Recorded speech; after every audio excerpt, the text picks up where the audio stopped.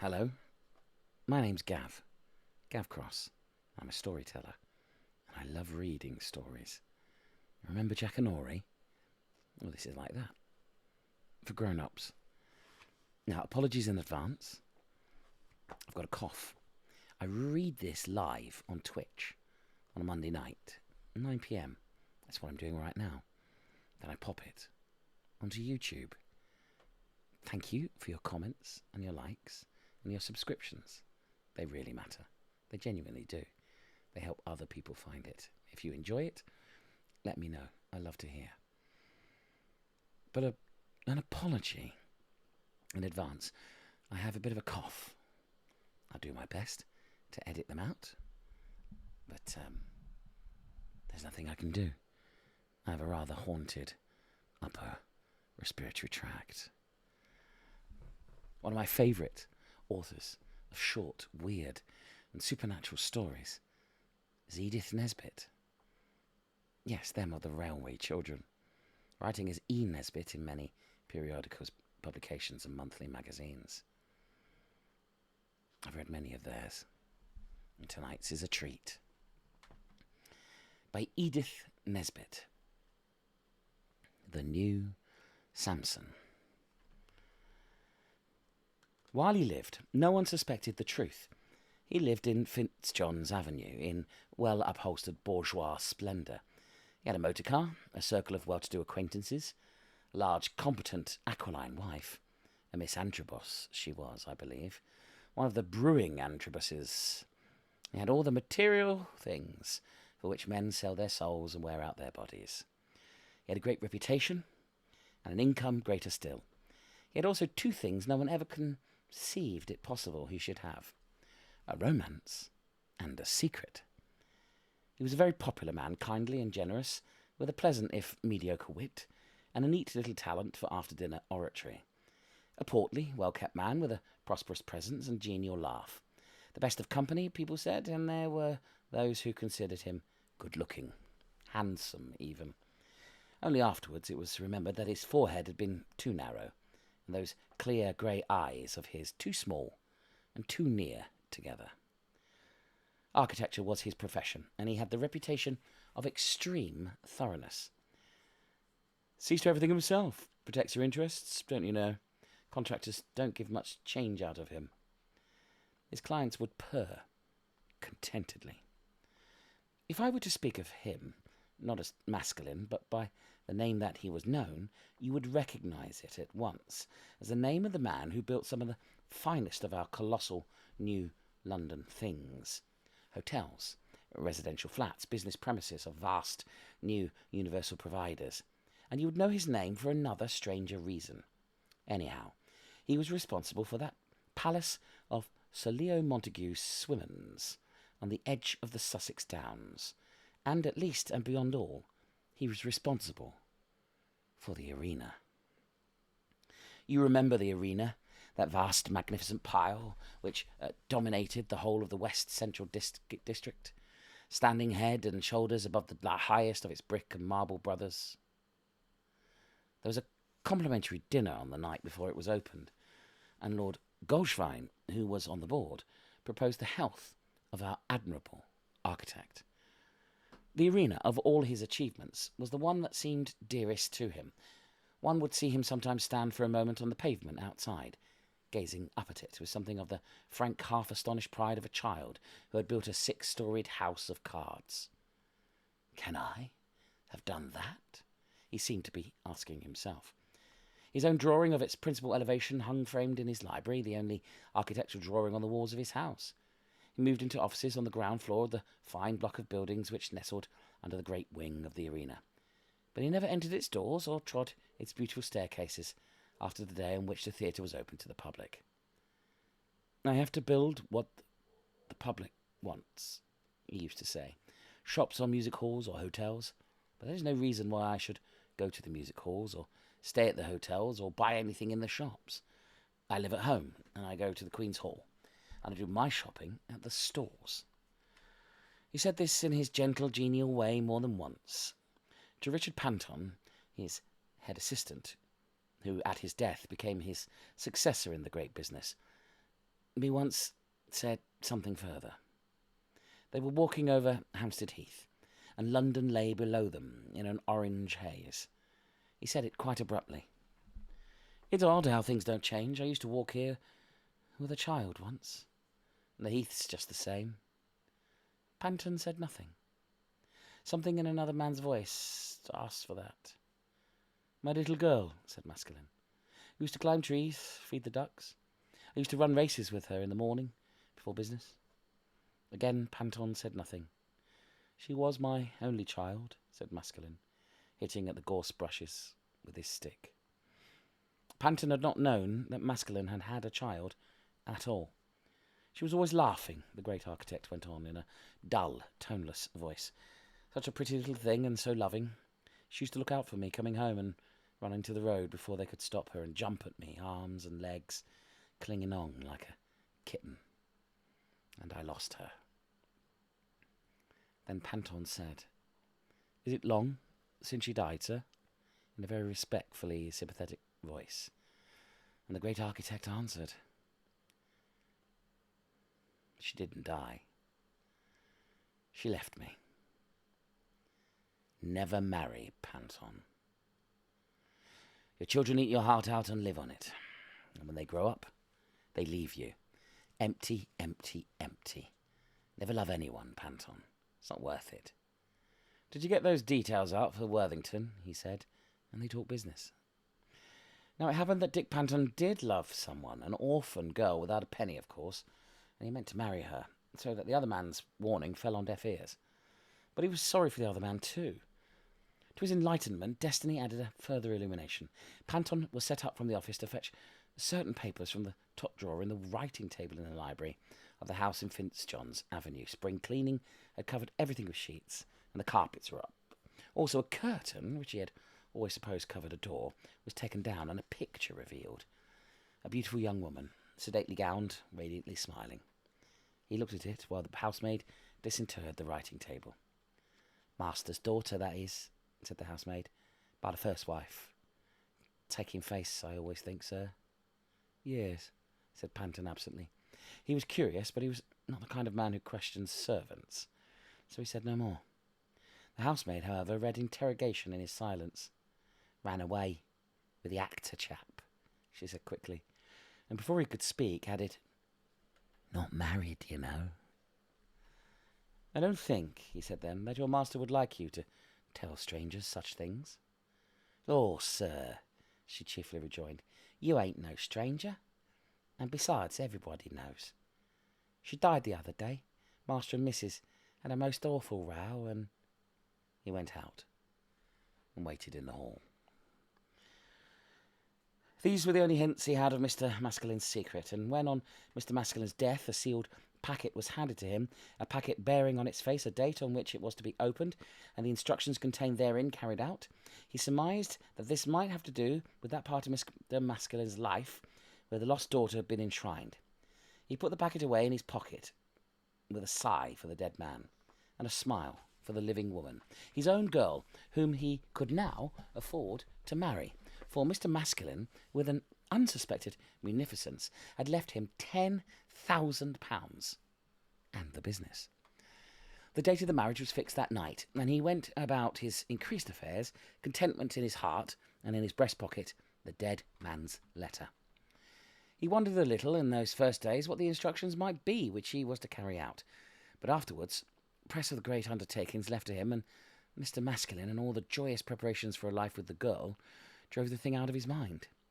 But when the flowery white wedding was over, the rush of the train, and when he and she, alone in their private sitting room at the Lord Warden, awaited dinner, her touch on a bulge in the breast of his coat, and her question, "What's all that?" led him to pull out the letter case. "Your portrait, among other things, Mrs. Panton," he said, and opened the case to show her pictured face. With the picture came the packet, the sealed packet left to him by Mr. Masculine. He stared at it stupidly. "To be opened on the 28th of April," he read, and turned it over with its unbroken seal. "Why, you haven't opened it," said the bride. "Now I shall be able to see it, but fancy having a letter like that unopened all day." Curiously enough, I had other things to think about, he said, caressing her hand. I'll open it now. Aren't we to have even this day free from horrid business? She asked, and added instantly, we might as well have got married on a Friday. You wouldn't. You said Saturday was a lucky day. It doesn't seem to be. No, she said, and laughed gladly. I didn't mean it, of course. I'm dying of curiosity. Perhaps it's to say he's left you a lot more money. Mercenary woman, I shall not gratify your curiosity, he said gaily, and opened the letter, shielding it from her eyes with his hand. She tried to take it from him, and for a moment he pretended to resist her. Then it seemed unnatural not to kiss her. Then he did open the letter. A little gilt key dropped out and fell upon the floor. He retrieved it, and she leaned against his shoulder to read the letter with him. Abruptly he shook her off and said in a voice she had never heard, "Don't." "Oh, but I must," she insisted. "Good husbands have no secrets from their wives, you know." "Don't," he said again. "I tell you, this is serious." "I'm serious too," she said, persisting. "Be quiet," he told her, very sternly. Either the man was mad or... No, don't look it over.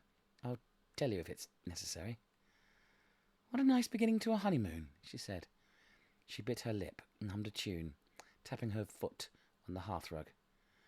"Oh, don't be a darling idiot," he said with impatient tenderness, and felt for her hand as he went on reading. This was the letter. My dear Mr. Panton, the Sunday papers have been full of the catastrophe which I prepared so carefully. I thought when I prepared it that I could leave it as an anonymous legacy. But I find I cannot.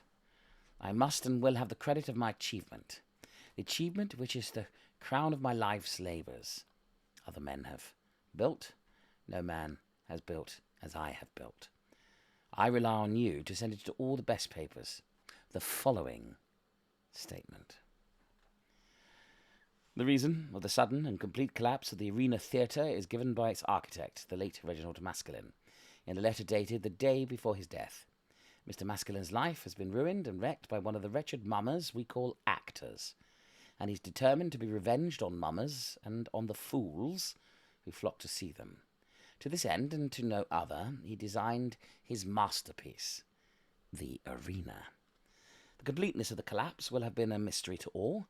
You know that a great dome, which covers the whole building, is supported by a circular girder of double two section, which spokes radiating to the centre, on which the finial and the gilt orb rest. The least expert can see that if this girder gives way, the roof will fall in, and the walls will be pressed out. This circular girder, supported on 38 pillars, was constructed in 4 parts, and bolted together in the usual way. You know all this. What you do not know is now to come. At 2 opposite joints of the circular girder, certain holes were drilled in accordance with my drawings. These holes were explained to the workmen as mistakes, unimportant, since they could not weaken the girders. But they were not mistakes. They were the heart of my design. My design was to destroy the arena and all the people in it by one simple act. The inspector passed everything, and the holes, having been plugged with wood and painted over, were not seen. When the inspector had paid his last visit, I went up alone one night to a narrow space between the girder and the outer casing. There I made certain preparations. For several successive nights I entered the building after the painters and decorators had left it, and by slow degrees, for it was awkward work and heavy work for one man, I did what I was meant to do. I knocked the plugs out of the holes that had been called mistakes, and between the 2 plates forming the girder, I fixed 2 hinged couplings, capable of keeping the girder in place when I should have removed the bolts, which so far held it. The couplings fixed, I unscrewed and removed the bolts, which had hitherto held the girder together. The whole building now depended on my couplings, and each of these, owing to the leverage employed, could be knocked up and separated at one blow from a solenoid hammer fixed to the main girder. The whole of this arrangement was hidden between the girder plates and thus safe from observation. All 4 solenoids I connected in parallel and joined up to a clock, which I had made and fixed in the basement. The wires, running in the thickness of the wall, were also safe from remark or accident. This clock is timed to run 13 weeks. When the large weight of this clock falls to a certain point, it closes a switch. The connection being made, the solenoids are energized, and the couplings loosed, and the smash, as reported in the Sunday papers, is inevitable. The clock itself is concealed in the basement, one of those massive pillars whose solidity has earned so many compliments. The slab which covers it is only released when the bolt on the inside of the basement door is shot right home. An ingenious idea, which ensures against interruption when I'm winding my clock. I wind it every 3 months. There is a door in the back of the cupboard in my office which leads into a cupboard in the basement of the theatre. The whole thing has been simplicity itself. The clock will run down at 10:30 on Saturday the 27th of April. The couplings will be loosed, and my vengeance be complete. My only regret is that I shall not hear the crash of the falling masonry, not see the great cloud of dust go up from that doomed building, shall not hear the groans of the dying and the wails of the dead. This is my vengeance on life, and I should like to taste it to the full. My will was to perish with my building, as Samson perished with the temple of the Philistines at Gaza.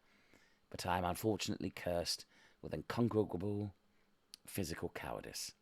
I dare not face that. Yet the temple of folly will fall, and Reginald Masculine be avenged. That is what I wanted to publish for me. People will say that I am mad, and that would not trouble me even if I heard it. I believe that even in my grave I shall know of the fall of the arena, and be glad it was only when my girl died that I learned the name of the man who betrayed her and sent her to death and destruction. That man is the manager of the arena. He never knew that I knew. He knows now. I've neglected no precautions. The model works perfectly. I work it of a night when I cannot sleep. Yours are masculine. I enclose key of clock case. You may like to hang it on your watch chain as a memento. The date of the letter had been altered 5 or 6 times. Richard Panton read the letter through and read it again. Then he held it out to his wife. Poor masculine, he said pityingly. He must have been quite mad, and no one suspected it. The bride read the letter, her pique drowned in pity. Her husband put in a word of explanation here and there. "Oh, poor Mr. Masculine, poor fellow," she said. "How dreadfully sad." And nobody had the slightest idea he was mad. You see how he mixes up the paragraph of the paper, and his letter to me changes from the third person to the first, and the tenses, past, present, and future. He must have been dreadfully unhinged. But what a devilish idea. So well worked out. Perhaps he imagined the whole thing about the daughter and everything, she suggested hopefully. No, he said. I've heard that from another source. Still, he must have been quite mad.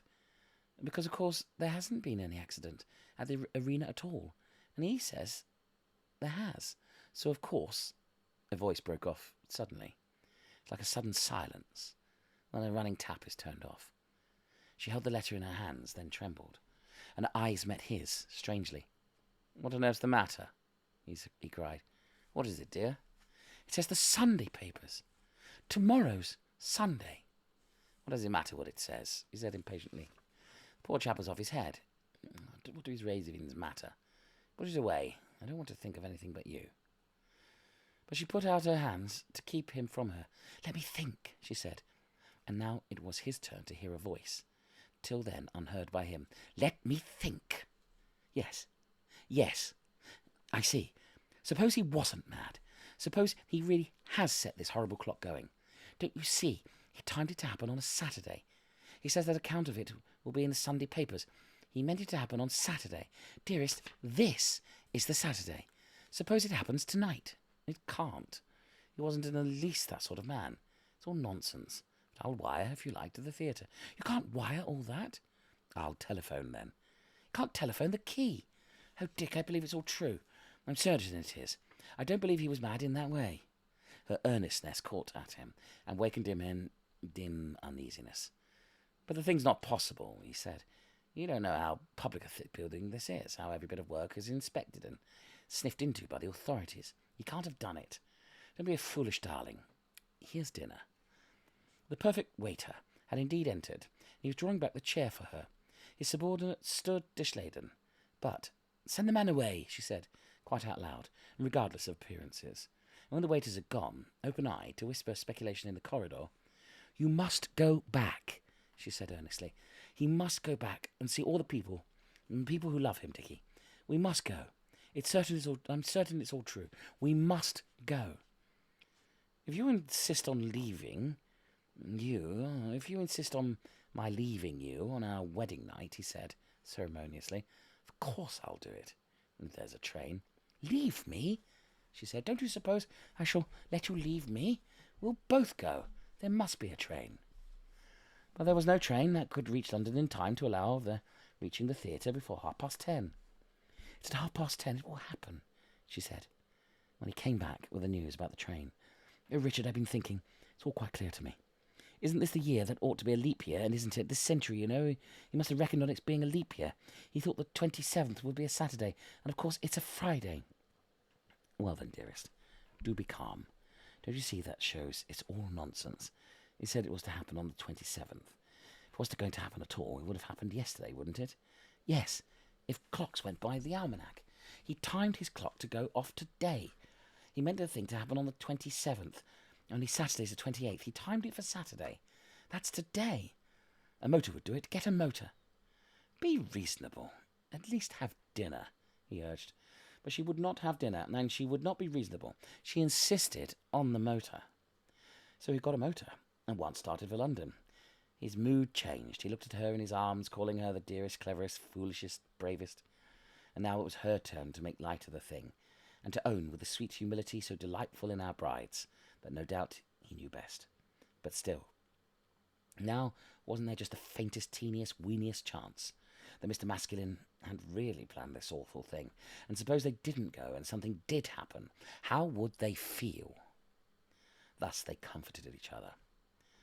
But as the time went on, the sense grew in both of them of danger, of momentous issues hanging in the balance. It was after the puncture, which delayed for 10 minutes, their rush through the night, that this feeling of impending disaster settled on both, spreading above them cold, black, bat-like wings that were not again lifted.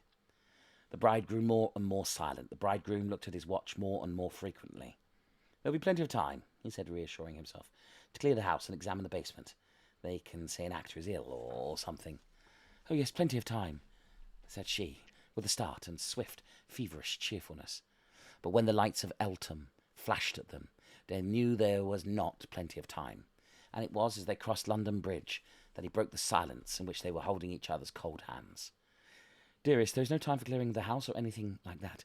With luck, I may be just in time to stop the infernal clock. If not, well, I can't do anything else, can I?" "No," she said, "you can't do anything else." You will observe that there was now no talk of Mr. Masculine's madness, of the possibility of the whole thing being a maniac's vain imaginings. The long dark rush through the quiet land had given that question the chance to settle itself for both of them. The motor was tearing along the embankment when the bride spoke again. "We mustn't waste time," she said. "You quite understand that I'm coming with you to that cellar," he protested, vainly.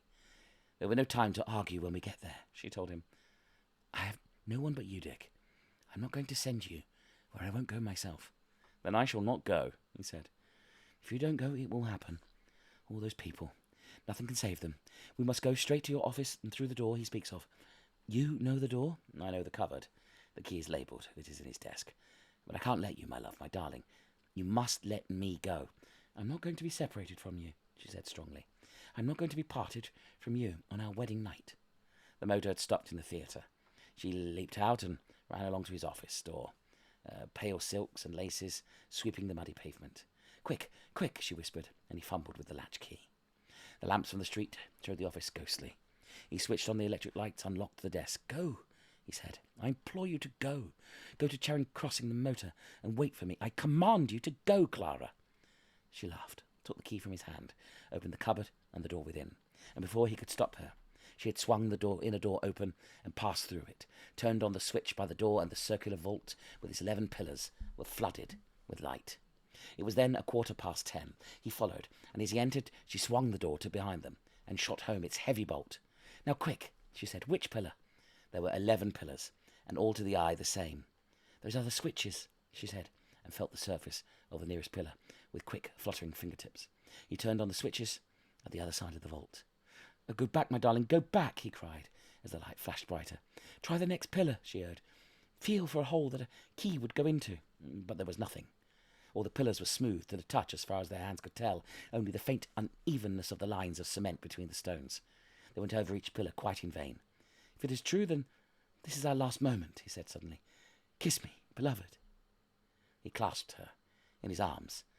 "Let us go," he breathed quickly. "We've done all we can. We can't do anything more. It's throwing our lives away, and we can't save them. Oh, come, it will happen now." "Oh, hush," she said, and tore herself from him. "Be quiet. Listen." She laid her ear, to the nearest pillar, and then to the next, and then she threw out her arm in a wild gesture that was, even in that awful hour, a gesture of triumph. "I can hear it," she said. And then, "Is there another bolt to that door?" He crossed to it. "Yes," he said, and shot that other bolt home. He knew what it meant. The time had come for this devilish machine to do its work. If he was ever to do it, and then the vast pile would fall in the temple of Gaza like it had fallen on the Philistines, and all the people in the great house, he and his bride, hurled beneath thousands of tons of debris, would have the last chance of escape or rescue.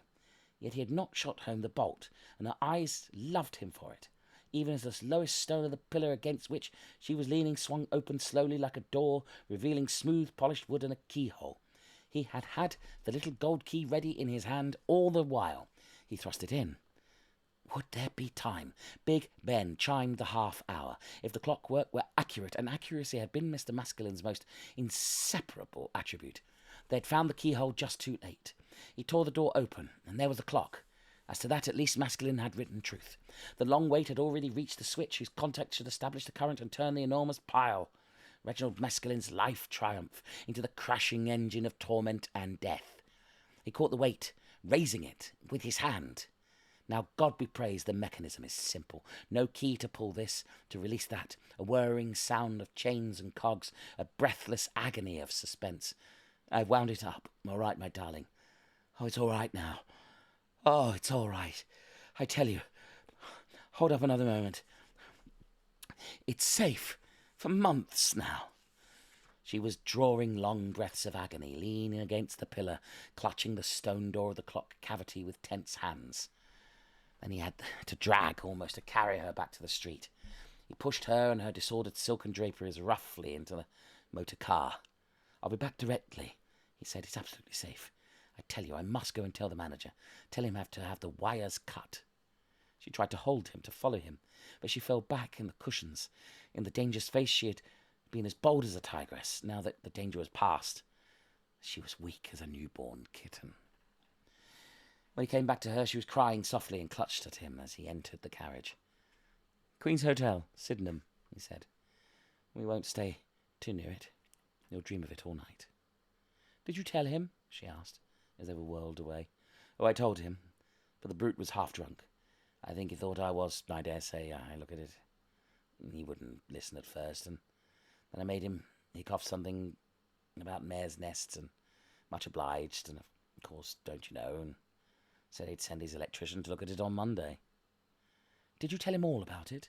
"Yes, as much as he'd listen to it. Oh, my love, my brave girl, how could you love me at all? I wanted you to chuck it." "You shot the second bolt," she said, and fainted in his arms. The arena's audience streamed out into the yellow-lighted streets, chattering, laughing, discussing the evening's entertainment, praising the actor-manager, his cleverness, his enterprise. The hansoms and the taxi-cabs lining the streets dispersed with jinglings and puffings. The great doors were closed, the lights extinguished in the box office and the corridors.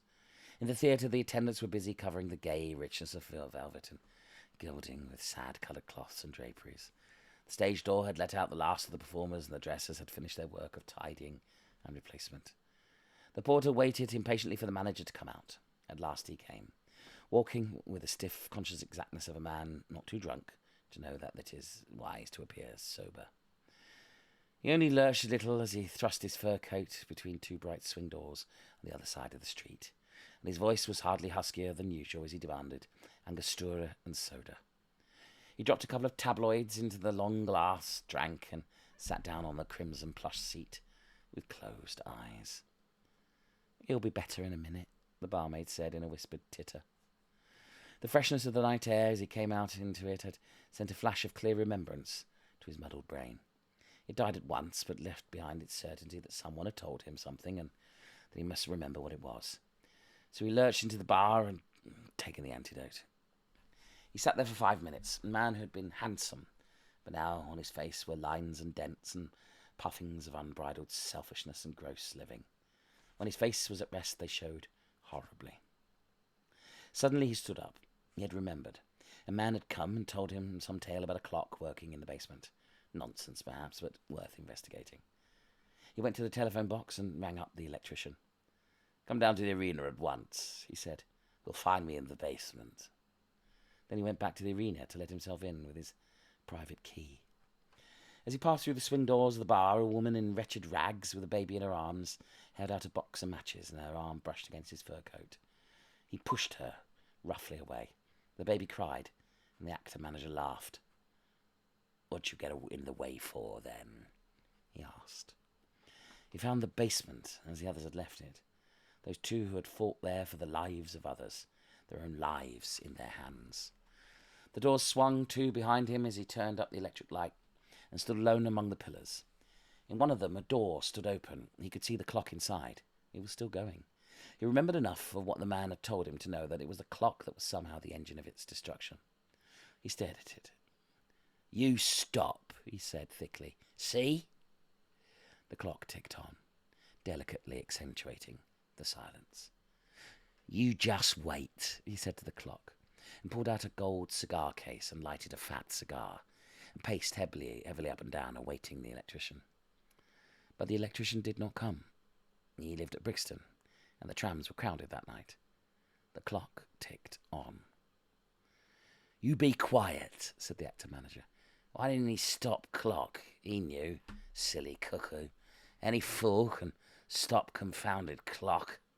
He went forward, caught at the big weight, and dragged it out. But when he let it go, it settled back into its place, with a small, sharp clattering, and the clock ticked on. He did not like it. It was like someone laughing at him. Tick, tick, tick, tick. "You shut up, see?" he said, leaning forward, and dragged at the pendulum. It broke in his hand, and he lurched forward. His head struck against the pillar, and his left hand sought support, and found it. He leaned all his weight on his left hand, and that left hand rested on the switch, designed to make the circuit, knock over the wedge, and bring down the building. He staggered back, and as he did so, a thunderous crash overhead told him what he had done. I think he was sober then. He dashed for the door, but the door had stuck. Then he thought of a girl who had loved him, and of a beggar woman, and a baby that cried.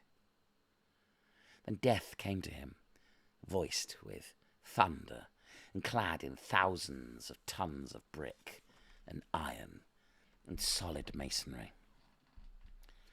It was a week before the housebreakers, working day and night at what was left of the arena, came to what was left of the actor manager.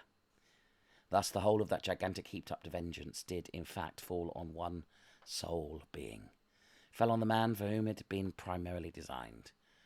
There was a certain wild, poetic justice about the thing which appeared to the world when Panton made the facts known. It was possibly appeared to the actor manager himself in that brief instance between the crash and the coming of death. To him, I think, that instant was not brief. The New Samson by Edith Nesbitt, from the collected supernatural and weird fiction of Edith Nesbitt, Volume 2.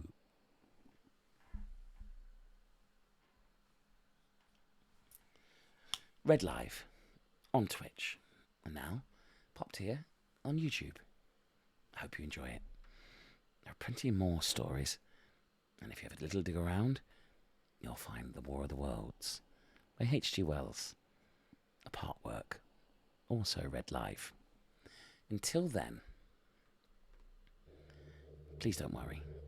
There are no beasts and creatures and supernatural horrors and monsters and ghosts under your bed. They're all in your wardrobe.